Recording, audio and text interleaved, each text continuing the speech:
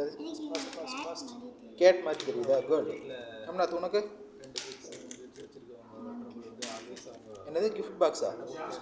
2 minutes. 2 minutes சொல்லு. உனக்கு என்ன தெரியுது?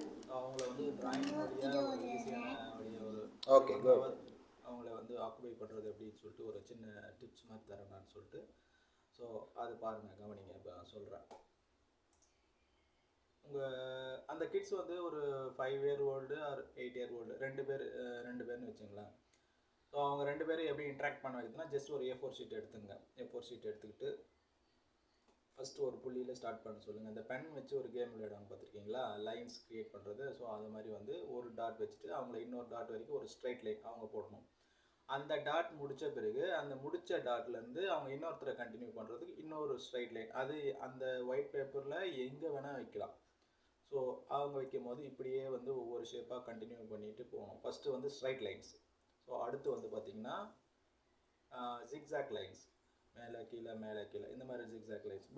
பட் வந்து அந்த டாட் மட்டும் ஸ்டார்ட் ஆகிற இடமும் முடிக்கிற இடமும் அவங்க டிசைட் பண்ணிக்கலாம். அடுத்து இது ஓரளவுக்கு ஜிக்ஸாக் லைன் அவங்க அண்டர்ஸ்டாண்ட் பண்ணி போட்டாங்கன்னா, அடுத்து வந்து நம்ம பண்ண வேண்டியது வந்து பார்த்திங்கன்னா கர்வ் லைன்ஸ் மாதிரி போடலாம். இது ஒயர் மாதிரி ஒரு ஃபீல் கொடுக்கலாம். இது அடுத்து வந்து கர்வ் லைன்ஸ். இது போலவே ஃபுல்லாக பண்ணிவிட்டு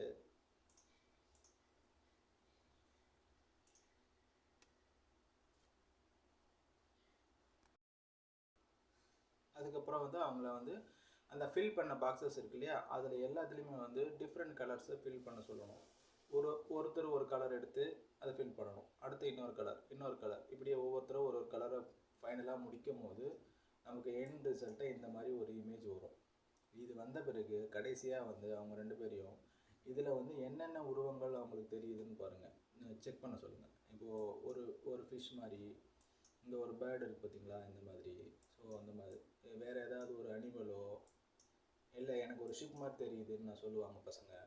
அவங்கள வந்து இந்த என்னென்ன உருவங்கள் தெரியுது அப்படின்னு சொல்லிட்டு ஃபைண்ட் அவுட் பண்ண சொல்லுங்கள்.